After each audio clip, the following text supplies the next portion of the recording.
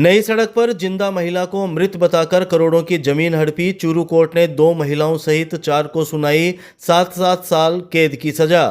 चूरू के मुख्य न्यायिक मजिस्ट्रेट सीजेएम कोर्ट ने अपने ऐतिहासिक फैसले में रिश्तों को शर्मसार कर देने वाले धोखाधड़ी प्रकरण में 2 महिलाओं सहित 4 आरोपियों को 7-7 साल के कठोर कारावास और 14 लाख रुपए के जुर्माने से दंडित किया है।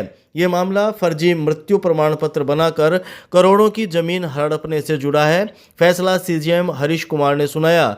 मामले के अनुसार 3 मार्च 2012 को मेरठ निवासी 65 वर्षीय प्रतिभा गुप्ता ने चूरू के कोतवाली थाने में रिपोर्ट दी। उन्होंने बताया कि चूरू की नई सड़क स्थित मकान उन्होंने अपनी सास और देवरानी सविता को रहने के लिए दिया था, लेकिन सविता ने अपने पुत्र नगेंद्र, उसके ससुर योगेश कुमार और सास अनीता उर्फ सुनीता के साथ मिलकर साजिश रचते हुए प्रतिभा के जीवित होते हुए भी मृत दर्शाया और आरोपियों ने फर्जी मृत्यु प्रमाण पत्र तैयार कर संपत्ति पर कब्जा कर लिया और रजिस्ट्री भी करवा ली।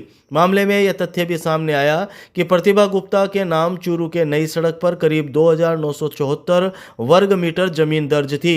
लालचवश आरोपियों ने जीवित अवस्था में ही उनका मृत्यु प्रमाण पत्र कूटरचित करवा लिया और करोड़ों की इस जमीन को हड़प लिया। इस संबंध में जून 2014 को पुलिस ने कोर्ट में चालान पेश किया था। अभियोजन पक्ष द्वारा 18 गवाहों और दस्तावेजी साक्ष्यों के आधार पर कोर्ट ने 68 वर्षीय सविता पत्नी अरविंद कुमार, 67 वर्षीय योगेश कुमार, 65 वर्षीय अनीता उर्फ सुनीता और 41 वर्षीय नागेंद्र कुमार को दोषी मानते हुए 7 साल कारावास की सजा सुनाई।